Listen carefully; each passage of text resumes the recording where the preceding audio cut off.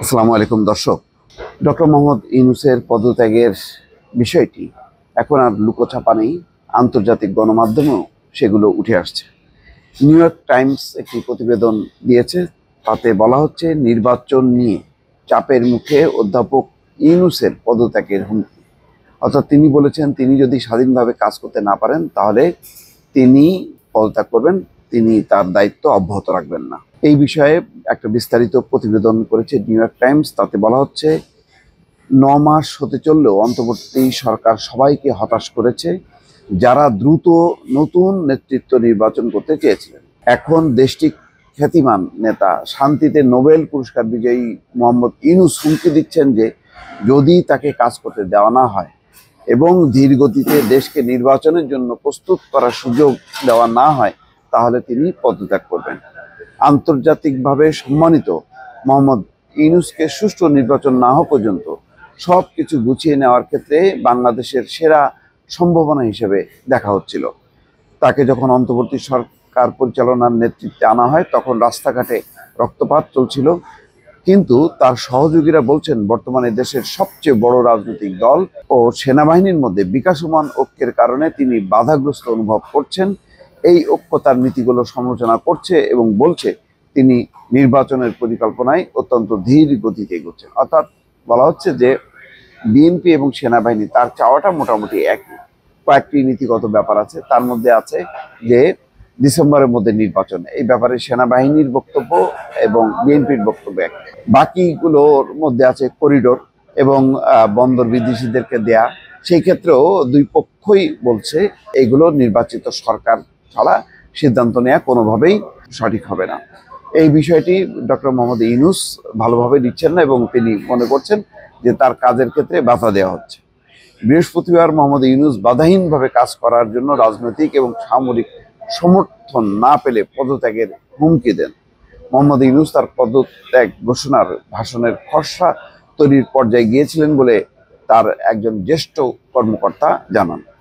অন্যান্য উপদেষ্টা তাকে বোঝান যে তার পদত্যাগে বাংলাদেশ আরো অস্থিতিশীল হবে। ওই কর্মকর্তা ফোনে বলেন যে এবছর নির্বাচন হওয়া উচিত বলে সেনাপ্রধান সম্প্রতি যে বক্তব্য দিয়েছেন তাতে অখুশি হয়েছেন মোহাম্মদ ইউনূস। সেই সঙ্গে রাজনৈতিক প্রতিপক্ষগুলোর সমালোচনায় তিনি মানসিকভাবে বিপর্যস্ত বোধ করছেন। বিশেষ করে ইশরাক হোসেনের নেতৃত্বে ঢাকা শহরে প্রায় 9 দিন যে অচলাবস্থা, শপথ না নেওয়াকে ঘিরে যে পরিস্থিতি, এটাও একটা ডক্টর মোহাম্মদ ইউনূসের জন্য বড় ধাক্কা হিসেবে দেখা হচ্ছে। হাসিনার পুরনো বিরোধীরা যে কোনো নির্বাচনে জয় পাওয়ার মতো অবস্থায় রয়েছে। নির্বাচন যত দ্রুত হবে সেই সম্ভাবনা তত বেশি। শেখ হাসিনার দল লাঞ্ছনার মধ্যে রয়েছে এবং সম্প্রতি দলটির কার্যক্রম নিষিদ্ধ করা হয়েছে। এর ফলে বর্তমান দেশটিতে কার্যত অর্থবহ রাজনৈতিক কোনো প্রতিপক্ষ নেই।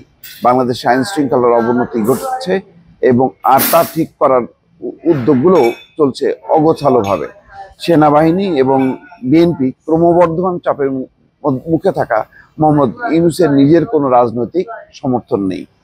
রাজনৈতিক বিশ্লেষক এবং অসলো বিশ্ববিদ্যালয়ের গবেষক ফেলো মোবাশ্বের হাসান বলছেন মোহাম্মদ ইউনূস একজন চমৎকার ব্যাংকার হতে পারেন, প্রতিষ্ঠানের নেতৃত্ব দেওয়ার ক্ষেত্রে তিনি দারুণ হতে পারেন, কিন্তু তার যে ঘাটতি রয়েছে দিনের পর এটি স্পষ্ট হচ্ছে যে তার দৃঢ় এবং শক্তিশালী ব্যক্তিত্ব নেই। তার বদলে মোহাম্মদ ইউনূস তার উপদেষ্টাদের দ্বারা ব্যাপকভাবে প্রভাবিত হতে পারেন বলে মোবাশ্বের হাসান বলছেন।